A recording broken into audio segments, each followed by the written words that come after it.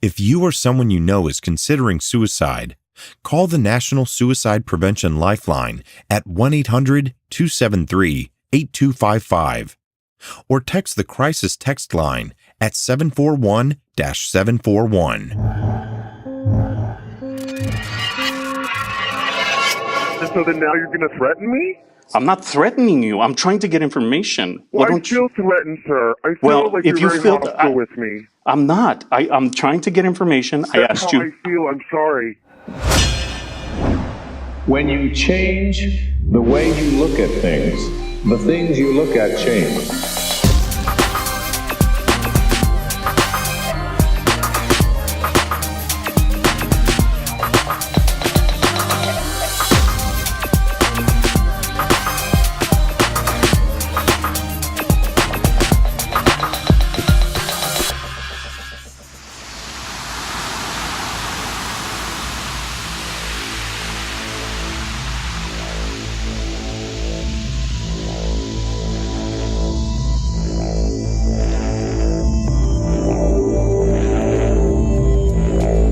Welcome to episode 16 of the show that takes you beyond the headlines.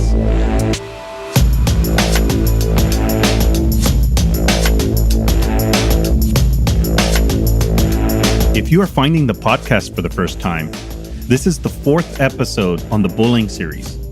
So check out the other three. Each of them are titled beginning with the word bullying. So let's begin. Bullying has been one of the issues on my mind since March of 2017, when I spoke to Maurine Molack. Her son, 16-year-old David, completed suicide on January 4th, 2016, after months of bullying and cyberbullying. And this was the event that propelled me to create this podcast. It was the moment I realized that all the information I found researching these stories needed to be shared with you, because true awareness requires a community. And since then, I've spoken to Diane Grossman, whose 12-year-old daughter, Mallory, committed suicide last year. And you heard their story on the 2 episodes before this one. These 2 conversations deeply impacted me, and I am determined to apply and share any learnings from these 2 tragedies that I can. I am determined to allow their hindsight to guide my way, and hopefully yours as well. There's so much to learn from these 2 families. We can apply those learnings to honor their children and the countless others who have experienced the same type of attacks. On April 1st, 2017, Dr. David Perrodin sent me a direct message on Twitter via the Typical Daddy podcast handle. Typical Daddy is a podcast that I was a co-host on. And in that message, he praised an episode that we did with author Nancy Jo Sales. That episode was released as a bonus on this feed. And since then, we struck up a friendship, and we have collaborated on various projects. I have been on his show, and his expertise has been featured on a few episodes on this show. As I was writing the first episode of the bullying series, episode 3, in honor of National Bullying Prevention Month in October of 2017, I thought it would be a good idea to have his expertise on that episode. On short notice, he agreed to come on the show and share insight from a school administrator's perspective. We recorded that episode the night of September 20th, 2017. And little did I know that just a few months later, I would have to lean on his advice. In January of this year, I too was confronted with a bullying situation with one of my daughters. In years past, I would have blown it off, minimized it. I would have invalidated my daughter's feelings, her emotions. Not my kid, right? Wrong. On today's episode, I'm going to share with you that story, my daughter's encounter with bullying. And it's going to be a 2-part story. Part 2 of this story will be released in 2 weeks. More on that after the episode. But today you will hear about the event that triggered my engagement with the school counselor, as well as the events leading up to my conversation with them. You will also hear the unedited conversation that took place without interruption. Based on Dr. Perrodin's advice, and on everything that I have read about Mallory and David, I decided I was going to document every communication. So I did.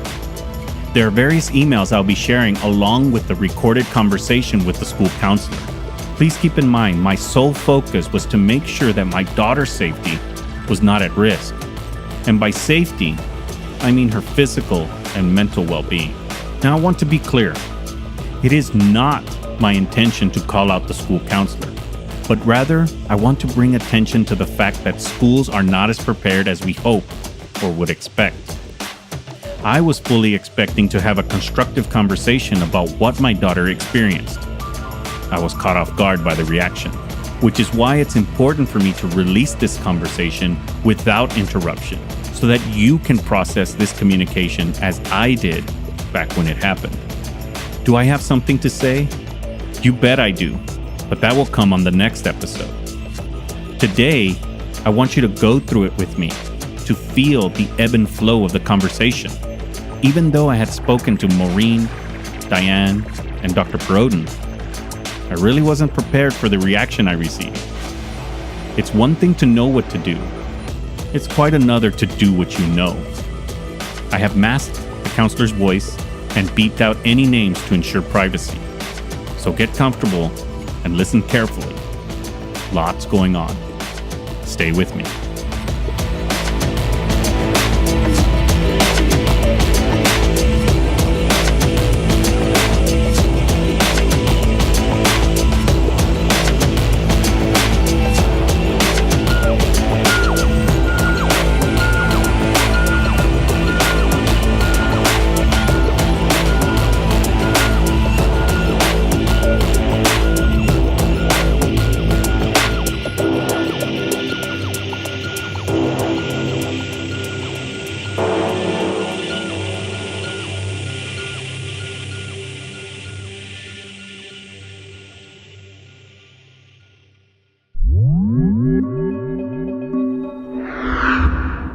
It was the night of January 17th, 2018.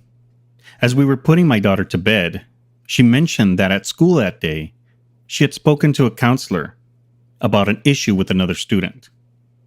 She told us about an incident in which she witnessed a student was being bullied by another student, and that she had a conversation with the school counselor about it. This was her way of reaching out. I know this now. She was asking for guidance without explicitly asking for it. Her details were vague, so my wife and I decided to contact the school to get some details. Our intent was to get the details of the conversation so that we could coach and provide guidance. So we initiated communication via email. On Wednesday, January 17th, 2018, at 8:35 p.m., my wife sent an email containing the following. My daughter mentioned to me that she was told to go to your office to speak to you about a situation involving another student and herself. She also mentioned that she would be returning to your office again tomorrow. My daughter seemed to have forgotten some of the conversation you had with her today. Could you please let me know what was discussed at her visit and what will be discussed at her next visit? Please feel free to contact me should you feel you need to. Thank you. The following day, on Thursday, January 18th, at 12:43 p.m., the counselor responded with the following. It is in regards to a situation in the after-school program, and I am trying to help her resolve it with another student. At this point, it is not clear if my daughter was the target, the offender, or had witnessed anything. But what we did know was that she was asking for help.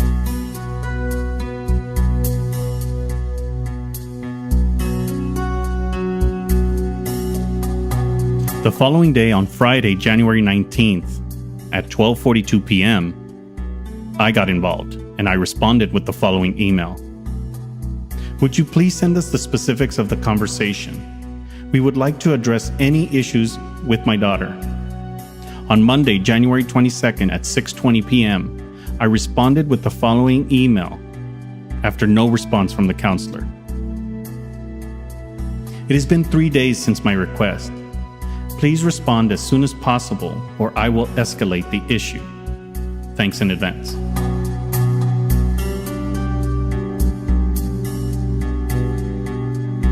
On Tuesday, January 23rd, my wife received a phone call from the counselor stating that she felt threatened and felt like we were questioning her job and that the issue was resolved.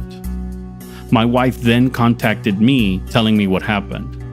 This, of course, was during work hours. In my attempt to get documentation, I responded with the following email. The email was sent on Tuesday morning, January 23rd at 8:37 a.m. I received a phone call from my wife this morning. She told me that she had received a phone call from you stating that the issue was resolved. Please respond to this email about the specifics of the discussion with my daughter. I am expecting that you would redact any information about other students. However, I do expect that you tell us the full extent of your conversation with her as it pertains to her. If she is being pulled out of class or the after-school program for any reason, I expect to be notified in writing. I expect a response to this email today, otherwise I am escalating the issue. I would rather get the information from you, and I really don't want to have to escalate, but I will. Almost immediately, the counselor responded with the following. I spoke with your wife this morning and explained that I help students resolve conflicts and encourage them to discuss with their families what occurs at school.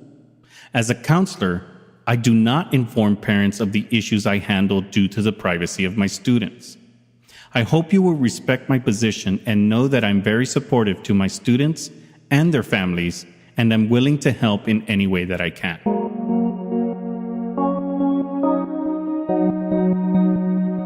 At this point, I was progressing through my day at work, not having a chance to check on every email.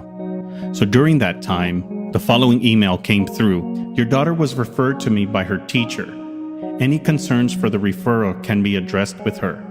Thanks. At 9:34 a.m., after a few missed calls from the school counselor, I responded with the following email. Thanks for responding so quickly. Sorry I missed your calls. I want to be clear, I am not upset. It was through your encouragement that my daughter came to us to let us know about your conversation with her. As parents, we are doing our due diligence to follow up with you. I hope you would agree that in order to support my daughter, we need to work together to support her through whatever issues she's encountering at school. This would require that we get a bit more information from you so that we can reinforce positive behavior. To be clear, my daughter understands that she is not in trouble. However, when a student is pulled out of class or the after-school program, there has to be a reason that should concern us as parents. Whether she was involved in an incident or witnessed an incident, I and her mom need to be able to coach and guide her through those situations. I hope you respect my position as a parent. I'm trying to give my daughter the tools she will need as an adult, and that requires that I assist her in processing and understanding her conversations with school officials. I will call you as soon as I have a free moment. Please let me know your office hours so that I can find the time to call you. I am in meetings most of the day, but I will make the effort to contact you.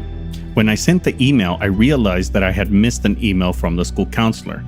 That was the email that stated that I should contact the teacher about why my daughter was referred. So I did. On Tuesday, January 23rd, 2018 at 9:45 a.m., I sent the following email to the teacher.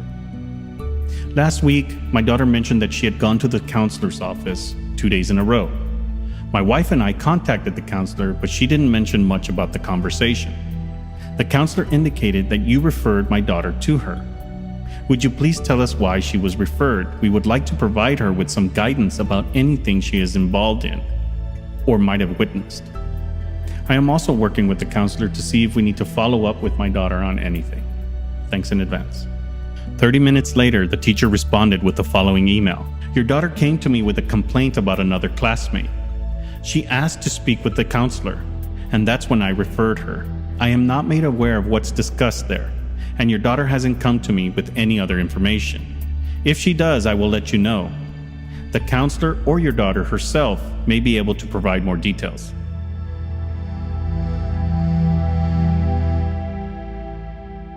After responding to the teacher and thanking her for the information, I prepared myself to make a call. The call was made on January 23rd at 12:56 p.m. What you're about to hear is my conversation with the counselor. And out of respect for the counselor, I have modified the voice, as it is not my intention to get anyone in trouble. My goal here is that we can learn from this conversation. So I'm going to play it in its entirety without any narration or editing. The only change to the audio is the modification of the counselor's voice and the redaction of the names.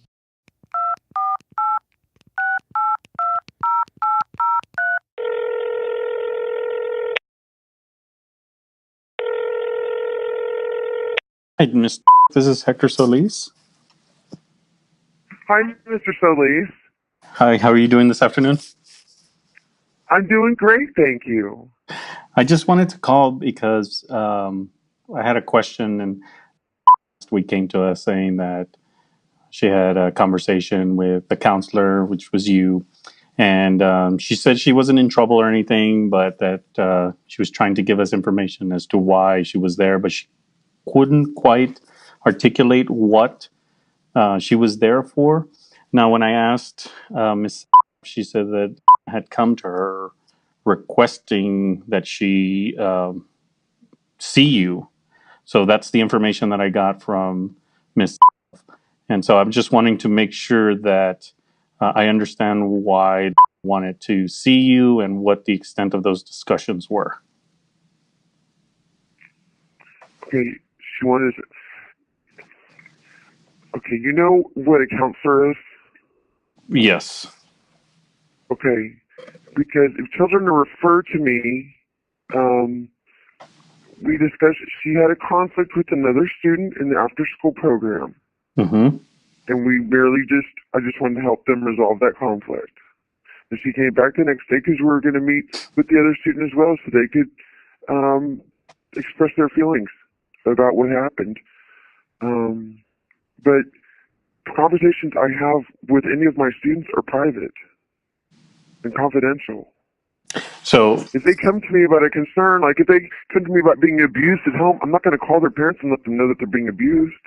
That's correct. So are we talking that. about? Yeah. Are we talking? But you're saying specifically that it was an incident with another student. So in that situation, I need to be made aware of the confidentiality goes out the window because my daughter is now at risk. Because if this happens to escalate past whatever you think you resolved, I'm not aware of it. Do you see where I'm coming from? I don't want to be made aware. Right, but it wasn't a discipline issue. It was just a conflict between two students. It wasn't a discipline issue. My assistant principal was a discipline and contact parents.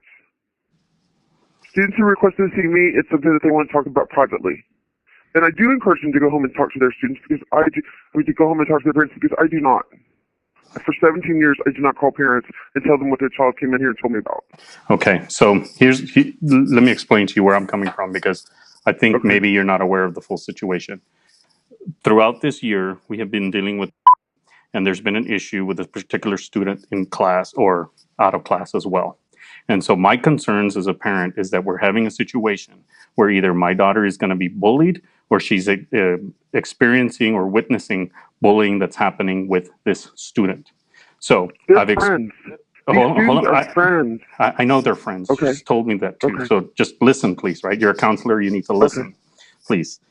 So when I expressed to her that I did not want her interacting with that student anymore, she said, and these were her words exactly, if I stop talking to her, then I become the target. Those were her words exactly. So now you tell me as a parent, are you a parent, by the way? No, sir. Okay. So as a parent, you become extremely concerned with something like that happening, especially with all the stuff that's going on with David's Law being passed and all the issues that are going on right now with bullying and cyberbullying and things of that nature. So what I'm trying to do is I'm trying to protect my daughter. And if that involves me getting involved with the school and the school supporting me in that, then that's what I'm looking for. I don't care about privacy because if something happens and we're going to come back and we say, oh, well, privacy was more important than my daughter's safety. Unacceptable. So if you're saying to me... That's incorrect. The privacy is not more important than your child's safety. I would not say that. Right, exactly. But if something were to happen and then you bring me in later, let's say this continues to happen, and then you come back and say, well, we were trying to resolve a conflict and it didn't work out. Because those were your words. It was a conflict, right, with another student? Yes. Okay. So if there's a conflict, by definition, a conflict means that something is happening. There's a disagreement or something that has escalated to the point where a supervisor or I an never adult... use the word escalate. Well, I would not use the word escalate. Well, you wouldn't, but I'm saying that if there was a conflict that was going to be resolved between two kids and it was something that didn't need an adult's intervention... If I felt like it was something that needed parents' attention, I would definitely let them know. In this situation, I did not feel like that was necessary at all. Who is your supervisor? I was going to the extreme. Who is your supervisor? Who is your supervisor at the school? Okay, so look, obviously you don't want to listen to what I have to say because you keep interrupting. It's happened one time. You're questioning my job and what I do every day. All I'm asking is for information. You're questioning my judgment then. Okay, so you want me to know, let me give you what I'm questioning. We sent you an email about a week ago. My wife sent you an email. No response, right? 3 days, no response. Okay. I called your wife. Oh, when did you call her? Last week when I got with the email. No. So let me explain. You called after I got involved. So I put in there that I would like some information. No response. So at that point, you responded saying resolved. I have all the documentation. I have the emails. I have the timelines. Okay. So you wait 3 days to do anything. I respond. You don't do anything. 3 days? What 3 days? Saturday, Friday, Saturday, Sunday? That was what 3 days are you talking about? As soon as we heard... We were gone 4 days last week. The first day that you spoke to that afternoon, that evening, my daughter sent the email. You were supposed to meet with her 2 days. So you met with her that day and the day after. The email went out that night. Okay? There was no response from you. Is that correct? Not even hey, this is not a big deal. Don't worry about it. Everything's okay. I've got it handled. It's not an issue that I think can be escalated. That's all we wanted. But you didn't. You didn't respond. So as your responsibility as a school counselor... So now you're going to threaten me? I'm not threatening you. I'm trying to get information. Well, I feel threatened, sir. I feel like you're very hostile with me. I'm not. I'm trying to get information. That's how I feel. I'm sorry. Well, that's all. I mean, that's not my problem. I don't care about, what you're coming in and what you're doing and what you do as your job. That's not my concern. My concern is my daughter and getting information about my daughter. If it could be Mrs. Smith, it could be Mrs. whoever. I don't care. The person on the other line, it doesn't matter as long as I need to get the information about my daughter and her safety at school. That's all I care about. And if all I need is a simple conversation, if you would have just responded, you could have answered this and we could have not gotten to this point. If you would have just responded and say, hey, this is what's going on. There's a conflict, just like you just told me right now. There's a conflict between two students. Your daughter reached out to me and we're taking care of it. If anything changes, I will let you know as soon as possible. But then I get a response email that just says resolved. Well, what does that mean, resolved? So I have to escalate my verbiage in the email saying, look, just give me the information. Please respond. If you're not going to respond, then I'm going to escalate. And then you call my wife this morning saying that you feel threatened, and then you start making all these calls. I tried to call you first. I know, but we're working. I understand that this is what I'm working too, sir. Exactly, but this is your job to deal with these things. This is your job. I'm calling to talk to you about your daughter. Exactly, but answer the questions. So look, let me discuss it with you. So I'm gonna go to your boss and I'm gonna ask her if the information that you have, if I need to get access to that information. Okay, so I'm gonna ask her about that. And if she doesn't give me what I need, then I'm going to continue to escalate this up higher because I have read. You're looking for. We had a situation. The situation's been resolved. Your daughter is fine. What does this have to go any further? You're just looking for something? No, I've already told you. I don't get it. I'm here taking care of my job and my students. You don't get it. I have to be. I just explained to you. No, sir, you don't. I just explained to you. You don't get it. Okay, I just explained to you that I've had issues all this year with a particular student. And if is telling me that the person that That's new information for me. Okay, That's new information for me. Okay, and that's why I'm asking you. I have not been contacted. You and your wife have not contacted me to let me know about the situation. Because it hasn't gone to you. From a teacher. It hasn't Pardon gone me? to you. Now that you have it and now that you have the information, does this change? Now that you have this information, does it change what you've done? It doesn't change So what then I've what done does it already. matter No, if you would ma'am. have, Yes, sir. then what would it, no, I'm asking you now. Now that you know what the situation is, will you be willing to tell me what happened in that conversation? Now that you know. Let me see what I can share with you. I'm not asking about names of other students or anything like that. I just want to know what his concerns were. That's it. I just want to know. I can't parent her if I don't know what's going on. You guys are with her 8 hours of the day, right? So I'm putting Yes. my trust into the school district in your hands. And I trust that.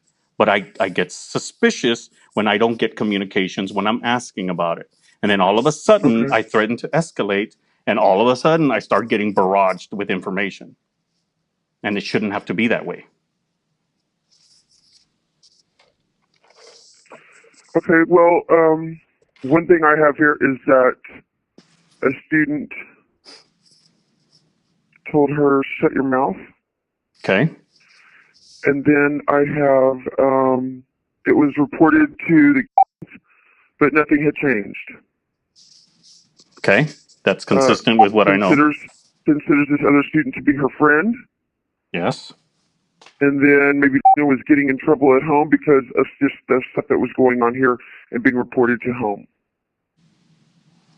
Okay. So was starting to get in trouble. There was consequences from her behavior here, but maybe it was not all on her, which, she just happened to maybe be at the wrong place at the wrong time, Okay. involved in the wrong situation. Okay.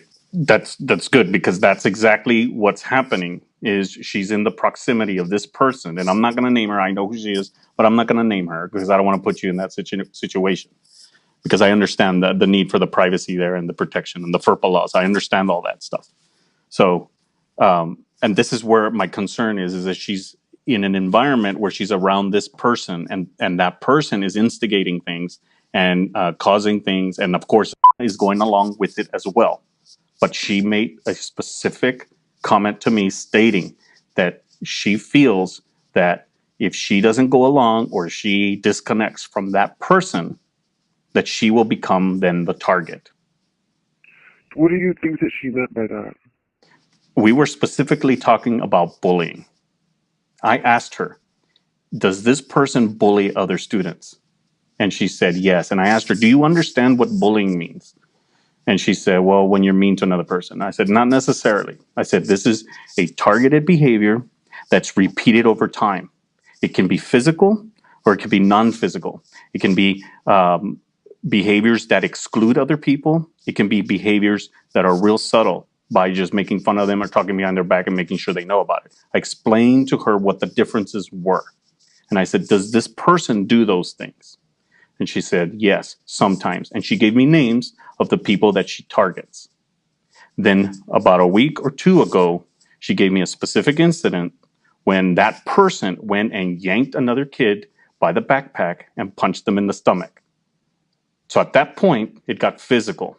So now that person, whatever the bullying behavior was, is now escalated to a physical nature.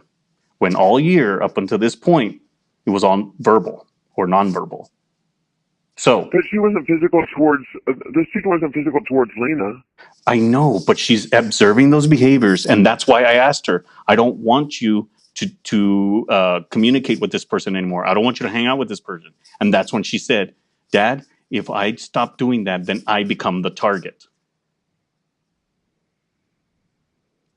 So she's perceptive enough to understand that the people that go against this person become targets in some ways. So now what does she do? Does she go along with it and continue to get in trouble at school? Or does she back out and become a target? So this is where I'm concerned. That's why I want to know what's going on. So the information you just gave me is exactly consistent with what is going on and what I've been hearing. And so now my daughter has now escalated this. She went and told somebody it didn't get done. She went to Miss. Now Miss went and recommended her to you, which is exactly what Lena should be doing.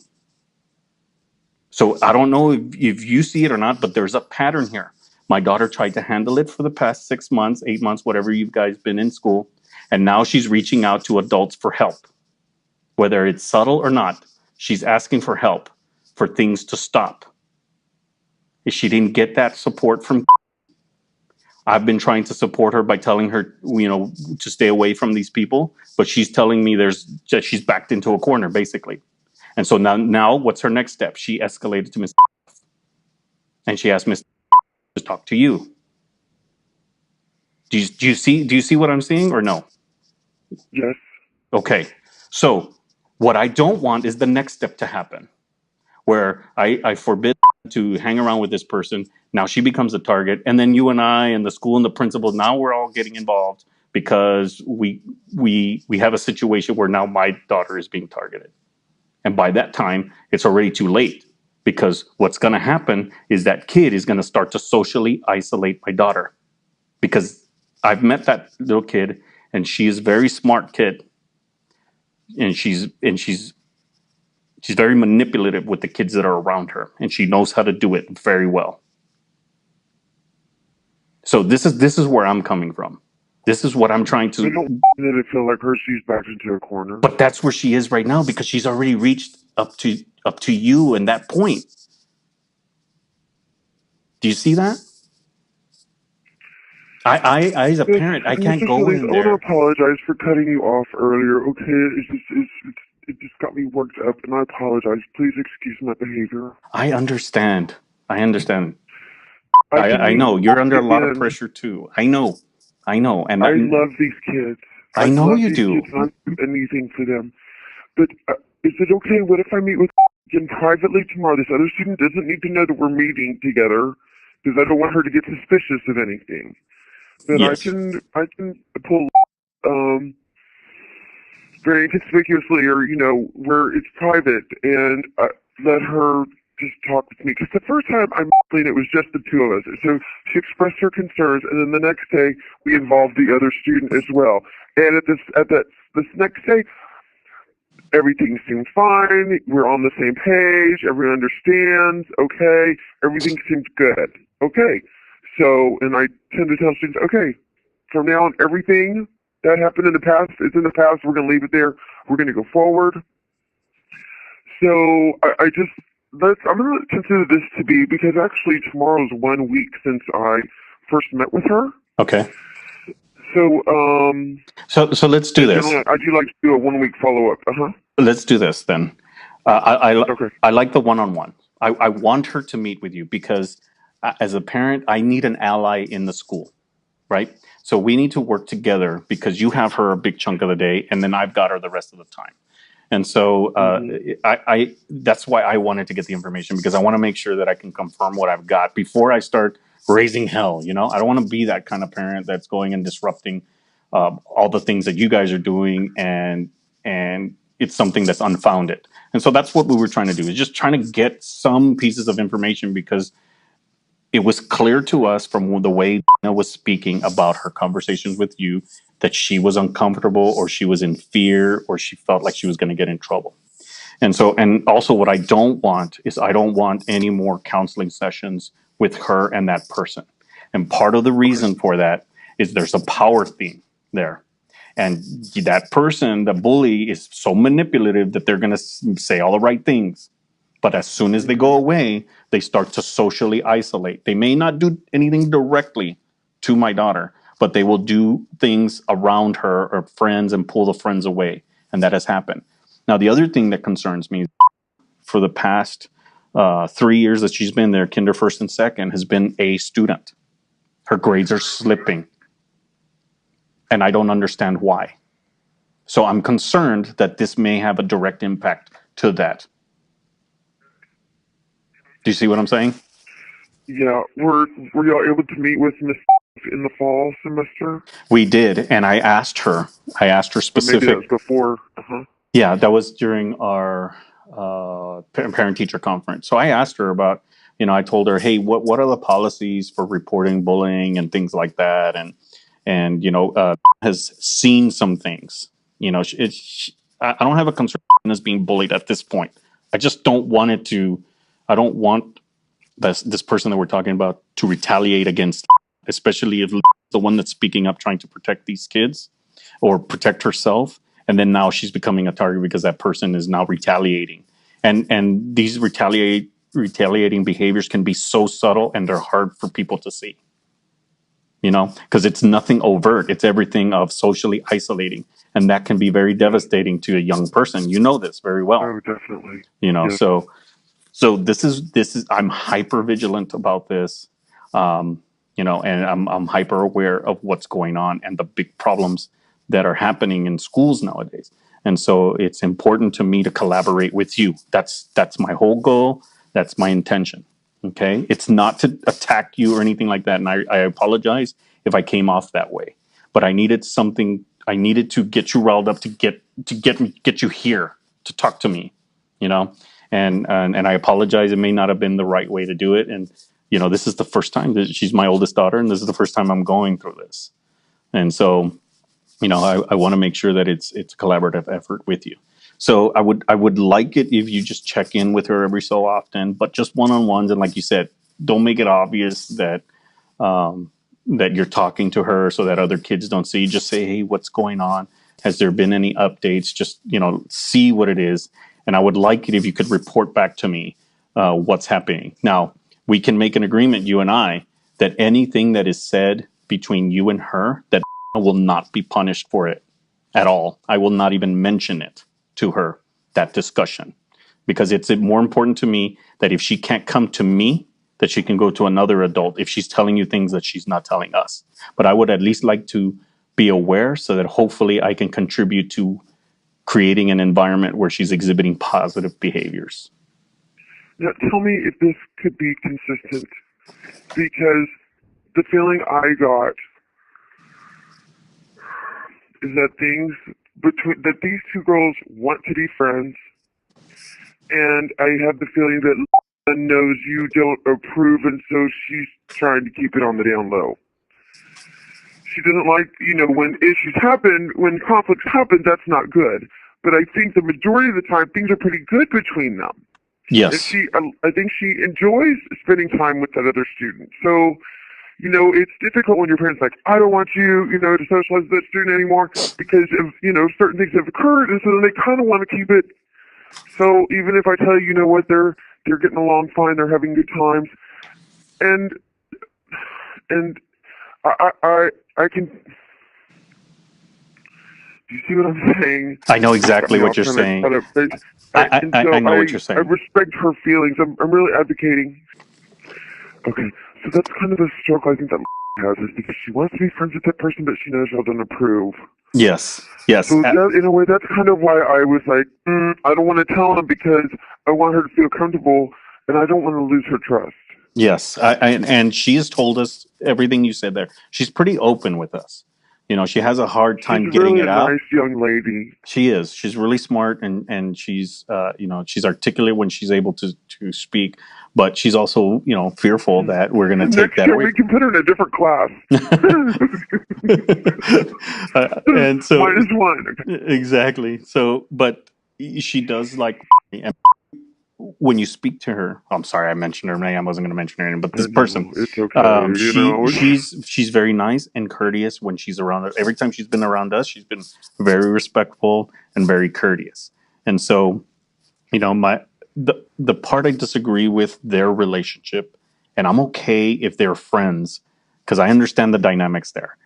The thing that I disapprove of is when it goes along with the bad behaviors that person is exhibiting. Okay. And so I try to coach her and guide her away from those behaviors. And I let her know that those things are unacceptable. So we do tell her, look, if this continues to happen, then we are going to have to forbid you from being with that person. But that's the last recourse that we have. What else do we have? So now that I have, hopefully, your support, maybe we can attack this from both angles. So if it comes forward to you and say, yeah, this happened, then you can kind of coach her and say, well, those are not appropriate behaviors for people at your age or whatever the case is. And so, we never had, at this point, we don't have that support or had that support coming from the teachers end, other than, she's getting reprimanded from the teachers for doing something that this person asked her to do. Now, is And this happening in this class, or is it just happening in? I'd say 90% of the times it's in. Because that was, well, so, I think it was trickling into the classroom, but Miss runs a pretty tight ship. Yes, she does. And we spoke to her about those behaviors. I maybe want to go observe your daughter when she's in. Mm-hmm. I don't know if I can today. Maybe I can. Just like they don't even know. Just kind of walking by, just kind of seeing how things are going. Yes. And then I'll meet with her. Did I say tomorrow? Yeah, I meet with, and I can get some real information there. And what would really, ideally for me, be the best thing is that if Nick can see it, for her confidence to be high enough where she can stand up and say, I don't want to be part of this anymore. Right. For it to come from her, without y'all telling her and forcing her to do what you want her to do, for it to come from her. Yes. Because she is a strong young lady. She is. And she could do that, but it's, then you've got this wild, exciting friend. I mean, it's kind of fun to watch sometimes. Yes. And I, you think, I would never be like that, but wow, look at her go, Yes. I think it's kind of, entertaining almost. Yes. So I get the thrill. Yes. And here's another concern, and maybe this is a different angle as well, because like you said, she's a very strong person. So she just happens to be friends with somebody that's probably a little bit stronger and probably has a little bit better manipulation skills than she has at this point. But my daughter also can have a tendency to be bullying or to bully other kids, okay, when she doesn't get what she wants.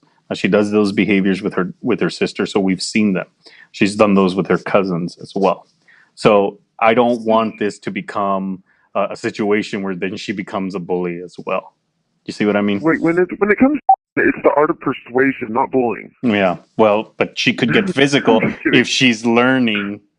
Oh, she's getting physical with little sister. Right. Yes, she can. She goes from persuasion to coercion. Right. So that's where and she's learning. It's going to be learned behavior from what she's seeing. So if this person doesn't get checked by me or by somebody at the school, then she's going to think that maybe it's okay, or she may try it and get away with it, or whatever the case is. So that's also another angle, because I do understand that is very smart and she will manipulate people as best she can to get what she wants.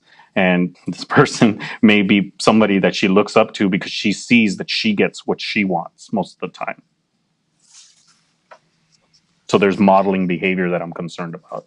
And so there's different angles. It's very layered here, and that's that's why we reached out. We were happy that she was talking to you because we want her to have an outlet at school. We were just trying to get information from you to see if what she had told you was consistent with us.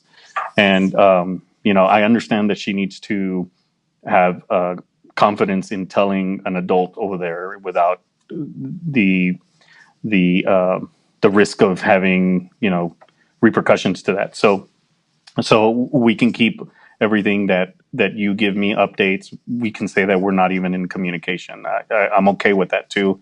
And have I even told you? You better. You're going to totally destroy. It's just right here, right now, and yeah, it's not up to me. It's not about me. It's not about you. It's about her.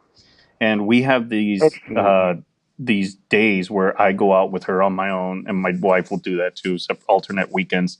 And we have a talking space where anything they say during that time, there are no repercussions, there's no punishments. Now, I did tell her, if you do hurt somebody or something like that, there's obviously there's something that we need to do about it, but it will be a safe place for her to just talk about what's going on. Because, she's just getting into the age right now where these scenarios where the kids are doing bullying behaviors and all that stuff, once they get into social media, it starts to skyrocket as far as the escalation of what's happening. So I'm trying to teach her as much as I can now, so when she gets into that environment, she's prepared a little bit. Sure. Mm-hmm.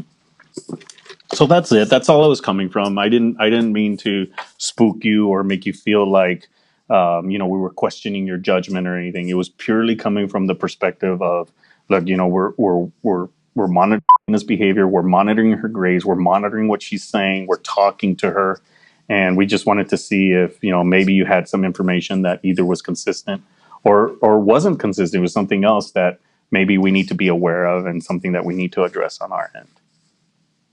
Okay, so things that I share, she will not be punished for, or No, absolutely not. or she won't know that I shared when and if, or yes. She's not going to even know we had this conversation.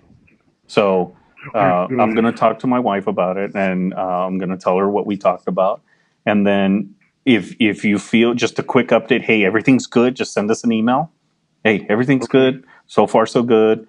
If you notice something that's different, it would be great if you could share that with us so that we can help and be aware on our end, because I tend to rather have phone conversations than emails. Yeah, that's fine. That's fine too. Let's set up a time and say, hey, just kind of the thing in writing can kind of, Yeah. I mean, even though you've given me your word, it's just you never know. Yes. So, okay, so I'm good with that. I'll meet with her probably tomorrow afternoon. Okay. So just monitoring I'll get that. back with you. Okay, that works for me. Well, I appreciate you taking the time to meet with me, and let's continue to work together to see. Hopefully in a week or two, nothing happens, everything's good, and everything goes back to normal. Yeah. The only thing is that things can go back to normal for a couple of weeks, and then something could happen again. Right, but if she trusts you, she will come back to you, right? So that's what I want. Yes. That's all my hope is. If she can't come to us, she has somebody that's an ally at the school that she feels confident to go to. Absolutely. So now as parents, we feel more comfortable that we have you as an ally at the school. We know that you have her best interest at heart. Now, we can guess all we want that the people that are in the schools have the best interest, but we all know, as in any job, there's some people that take their job serious and some people that don't, right? So I'm happy now that speaking to you that you have her best interest at heart. And so now I feel more comfortable as a parent having you there as an ally. If we can't help her in that situation, then somebody can. As long as you and I collaborate on how we can make sure that we do what's best for her. I agree. Okay. I agree, and I don't want that. I don't want her to worry her little head or right over any of these kind of things. Making choices is difficult. Yes, she should be focused on her schoolwork and getting that done. I mean, being a kid, right? We're young girls and we want to be social too. I know. It's hard. So I'm trying to balance that, Dad, and I'm learning as a dad. There's always going to be a first time for everything, because I see lots of parents that my child's never gotten to see. Yes. But but yes. But I just want to make sure, because got to make sure that they know what needs to come out of their mouth when they're in a difficult situation. Right. That they don't just go along with it. Right. Yes. Because I would feel to learn. I would feel terrible if she was a part of something that made another kid feel really bad about themselves, and I just don't want my daughter to be that person. Now, sometimes we can't help those things, but I'm doing my part. She might do that to her little sister, but I can't see her doing that to anybody here. I know. She's so good with especially with the younger kids. She's so good in that role.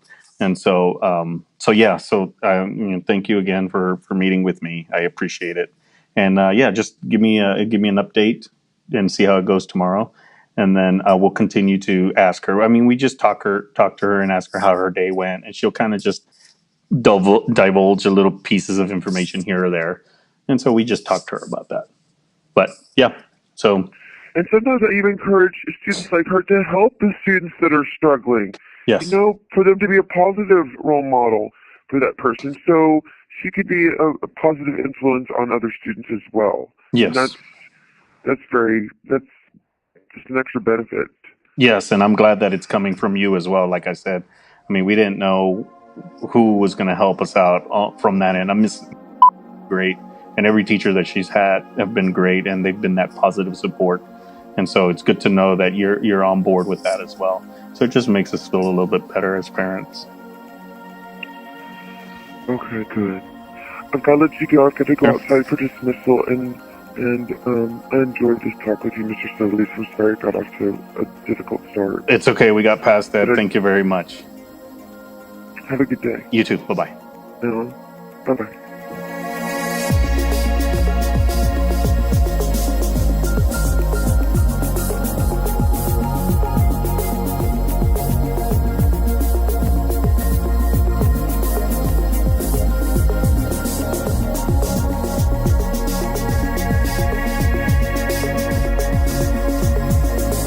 This is my story, and I make it public so you can learn from it, so that I can learn from it.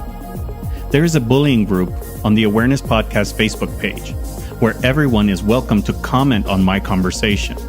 Where did I go wrong? What could the school have done better?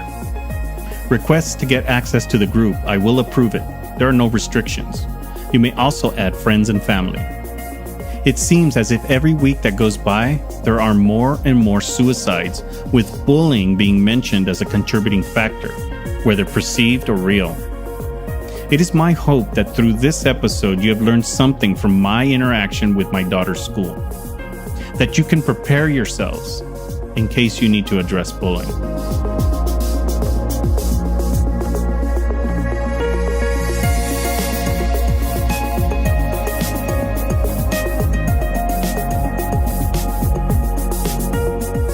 If you have had a similar experience or want to comment on my story, please feel free to contact me via direct message on Twitter or Facebook, or anonymously through awarennesspodcast.com. You can also send me an email if you prefer, at mystory@awarennesspodcast.com. There is also the bullying discussion group, as I mentioned previously. All the links are in the show notes, so it's easy to find the links.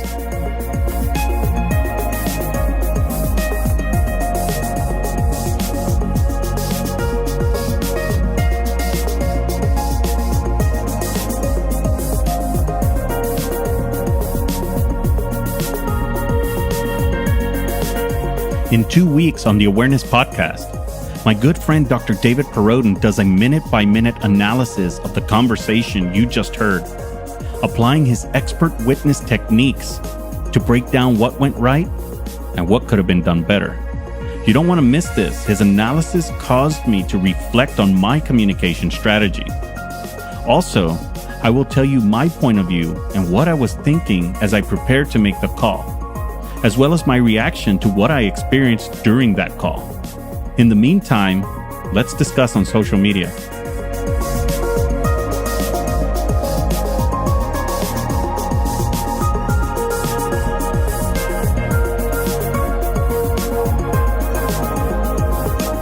Hey, thanks to Shane Yoder and his team at PutThemInASong.com for the theme music. And as always, thanks to my family for allowing me to share these stories with you. Without their support, this would not be possible. Until next time, stay aware, be aware, and I'll talk to you soon.